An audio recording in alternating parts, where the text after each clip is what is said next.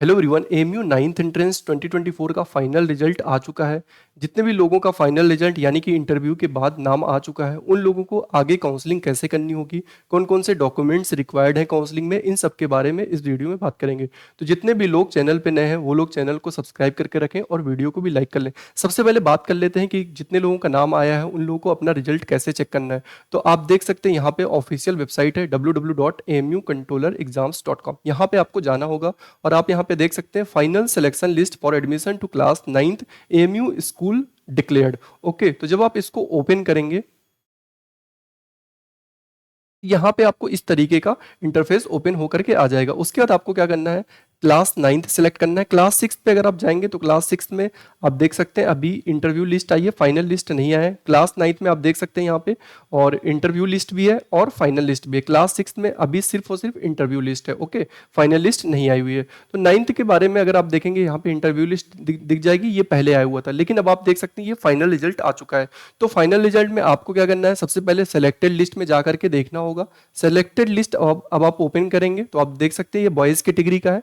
तो boys category जब आप ओपन करेंगे तो यहाँ पे बॉयज कैटेगरी का ओपन हो जाएगा। उसके बाद यहाँ पे ये है चांस मेमो लिस्ट, यानी कि वेटिंग में कितने लोगों का नाम है। इसमें आपको जाकर के अपना रोल नंबर चेक कर लेना, अपना रोल नंबर चेक कर लेना है कि सिलेक्टेड लिस्ट में है या फिर वेटिंग लिस्ट में है। ओके, उसके बाद आपको स्पेशल कैटेगरी में भी चेक कर लेना है कि क्या आपका नाम स्पेशल कैटेगरी में तो नहीं है। ओके, स्पेशल कैटेगरी में भी आप जाकर के देख सकते हैं। ये 3 लिस्ट है टोटल बॉयज कैटेगरी में, और इसी तरीके से गर्ल्स कैटेगरी में भी 3 लिस्ट आपको दिख जाएगा। एक सेलेक्टेड लिस्ट है, एक वेटिंग लिस्ट है, चांस मेमो लिस्ट, और एक स्पेशल कैटेगरी लिस्ट। अगर आपका नाम यानी कि आपका रोल नंबर किसी भी लिस्ट में, चाहे सेलेक्टेड लिस्ट में, चाहे वेटिंग लिस्ट में या फिर स्पेशल कैटेगरी लिस्ट में, सारे लोगों को काउंसलिंग एक साथ करनी होगी। यहाँ पे आप देख सकते हैं लिखा हुआ date of counselling slash admission as पर नोटिफाइड शेड्यूल, लेकिन अभी शेड्यूल नहीं आया। मैं आपको बताने वाला हूँ कि आपके शेड्यूल एक्सपेक्टेड क्या होने वाली है और उसके बाद आपको क्या करना होगा। तो आपका जो काउंसलिंग शेड्यूल है वो एक हफ्ते के अंदर ही, यानी कि 1 वीक के अंदर ही आपका काउंसलिंग शेड्यूल आ जाएगा। काउंसलिंग शेड्यूल जैसे ही आ जाता है आपको क्या करना होगा कि आपको काउंसलिंग अटेंड करनी होगी। सारे सेलेक्टेड लोगों को,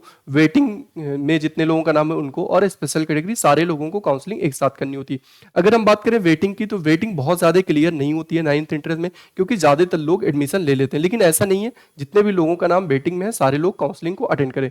काउंसलिंग अटेंड करने के लिए आपको क्या करना होगा, जब आप वेबसाइट ओपन करेंगे, वेबसाइट ओपन करने के बाद आपको यहाँ पे दिख जाएगा online counselling slash admission portal. जब आप इसको ओपन करेंगे तो अभी आपका, मैंने एक काउंसलिंग किया हुआ था तो इस तरीके से ओपन होगा। ओके, तो यहाँ पे आपको क्या करना होगा, सबसे पहले आपको जाना होगा साइन अप के ऑप्शन पे। साइन अप के ऑप्शन पे जब आप जाएंगे तो आपको इंटर रोल नंबर इंटर करना होगा, एप्लीकेशन नंबर इंटर करना होगा, डेट ऑफ बर्थ इंटर करना होगा। अभी आपको कुछ भी नहीं करना है, अभी बस आपको काउंसलिंग शेड्यूल का वेट करना है। जैसे ही काउंसलिंग शेड्यूल आ जाएगा मैं आपको इन्फॉर्म करूंगा इसी चैनल पे, और उसके साथ साथ में आपको वेबसाइट पे भी जाकर के चेक करते रहना है। ओके, तो आपको क्या करना होगा, जब काउंसलिंग शेड्यूल आ जाता है जो भी डेट रहेगी उस डेट में आपको रजिस्ट्रेशन करना होगा, लॉग इन करना होगा, डॉक्यूमेंट अपलोड और चॉइस फिलिंग करनी होगी। ओके, तो रोल नंबर आप यहाँ पे एंटर करेंगे, एप्लीकेशन नंबर और डेट ऑफ बर्थ। अब आप सबमिट पे करेंगे, उसके बाद आपको ईमेल आईडी इंटर करनी होगी और मोबाइल नंबर इंटर करना होगा। उसके बाद आपको पासवर्ड क्रिएट करना होगा, आपका रजिस्ट्रेशन हो जाएगा। और जब आपका रजिस्ट्रेशन हो जाएगा उसके बाद आपको लॉग इन करना होगा। जब आप लॉग इन करेंगे उसके बाद आपको क्या करना होगा कि डॉक्यूमेंट अपलोड के ऑप्शन में जाना होगा। तो यहाँ पे अभी ये ओपन नहीं हो रहा है क्योंकि ऑलरेडी मैंने इनकी काउंसलिंग कर रखी है। तो यहाँ पे आपको ऑप्शन दिखेगा फोटो का, सिग्नेचर का, और उसके बाद मार्कशीट और स्पेशल कैटेगरी सर्टिफिकेट, इस तरीके से देखने को मिलेगा। लेकिन मैं आपको बताने वाला हूँ कि आपको कौन कौन से डॉक्यूमेंट अपलोड करने हैं। सबसे पहले आपको फोटो अपलोड करना होगा, और उस फोटो का जो भी फोटो आप अपलोड करेंगे, एक और बात यहाँ पे मैं क्लियरली दिखा देता हूँ जो गाइड टू एडमिशन में लिखा हुआ है, गाइड टू एडमिशन में, कि एटलीस्ट जो भी फोटो आप अपलोड करें उसका कम से कम 10 फोटो आपके पास और होना चाहिए। ठीक है, तो उसका फोटो आप बना करके रख सकते हैं, क्योंकि जब आप फिजिकल रिपोर्टिंग में जाएंगे तो वहां पे आपको सबमिट करना होगा। ओके, तो आपको फोटो यहाँ पे अपलोड करना होगा। फोटो के बाद आपको सिग्नेचर अपलोड करना होगा, यानी कि फोटो हो गया और फोटो के बाद सिग्नेचर हो गया, दो ये डॉक्यूमेंट अपलोड करने होंगे। उसके बाद आपको स्कूल यानी कि 8th की मार्कशीट अपलोड करनी होगी। 8th की मार्कशीट आपको स्कूल के ऑप्शन में जाकर के अपलोड करना है। आपको वहां पे हाई स्कूल या फिर इंटरमीडिएट नहीं चूज करना है, स्कूल का ऑप्शन दिखेगा आपको। स्कूल के ऑप्शन में जाकर के आपको 8th की मार्कशीट वहां पे आपको अपलोड करनी है।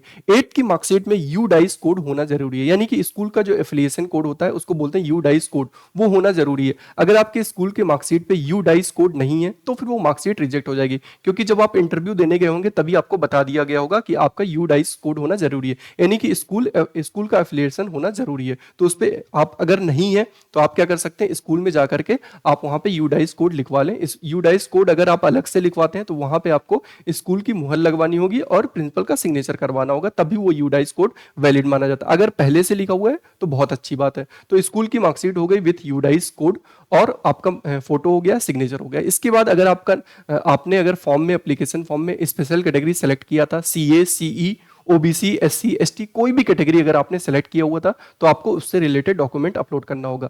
अगर हम बात करें सीई है तो सीई से रिलेटेड आपको प्रोफार्मा अपलोड करना होता है। सीई का जो प्रोफार्मा है वो मैं आपको बता देता हूं कि सीई का प्रोफार्मा क्या है जो आपको फिल करके अपलोड करना है। तो जब आप वेबसाइट पे जाएंगे, आपको एडमिशन सेक्शन में जाने के बाद जनरल एडमिशन पे जब आप जाएंगे तो यहाँ पे आपको दिख जाएगा proforma for admission under children of alumni, CE category employ, CE employ. Okay, तो यहाँ पे ये प्रोफार्मा सीई कैटेगरी यानी कि चिल्ड्रेन ऑफ एम्प्लॉय जो है उनको फिल करके ये अपलोड करना होता है, बस और कुछ नहीं करना होता है सीई कैटेगरी में।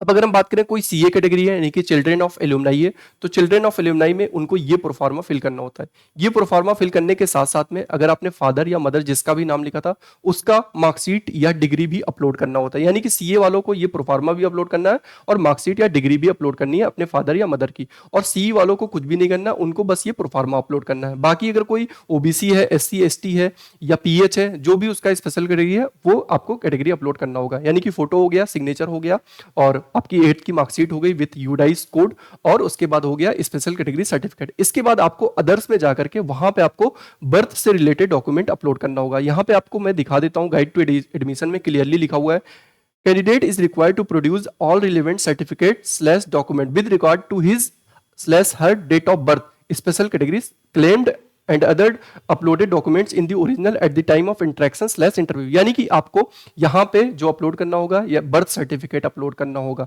अगर आप बर्थ सर्टिफिकेट नहीं अपलोड करते हैं तो मे भी आपकी काउंसलिंग रिजेक्ट हो सकती है, क्योंकि अगर आपका बर्थ नहीं रहेगा क्लियर, क्योंकि 9th एंट्रेंस में जो आपकी एज होनी चाहिए वो 13 से 15 साल के बीच में होनी चाहिए। तो अदर्स में आपको क्या करना है, बर्थ सर्टिफिकेट से रिलेटेड डॉक्यूमेंट अपलोड करना। तो ये था पूरा काउंसलिंग का प्रोसीजर। जैसे ही काउंसलिंग शेड्यूल आ जाएगा आपको इसी चैनल पर हम इन्फॉर्म करेंगे। एक और बात आपको बतानी थी, और क्लास 9th का आप देख सकते हैं कि एडमिशन लिस्ट फाइनल आ चुका है। तो क्लास 9th और 10th दोनों ही कंबाइंड स्ट्रेटजी कोचिंग इंस्टीट्यूट में न्यू बैच आपका 20 जुलाई से स्टार्ट होने वाला है। तो जितने भी लोग अभी 9th में एडमिशन हो गया वो लोग इस बैच को आकर के ज्वाइन कर सकते हैं। क्लास 9 के साथ साथ में ओलंपियाड, एनटीएससी की भी तैयारी हम लोग करवाते हैं। उसके बाद जैसे ही जो स्टूडेंट 10th में जाते हैं उनका एनटीएससी, ओलंपियाड के साथ साथ में AMU 9th entrance, Jamia 9th entrance या फिर जितने कॉम्पिटेटिव एग्जाम क्लास 10th के लेवल में होते हैं वो हम लोग साथ साथ में तैयारी करवाते हैं। तो जितने भी स्टूडेंट ये बैच ज्वाइन करना चाहते हैं वो लोग कॉल कर सकते हैं 9634775736 पे। ओके।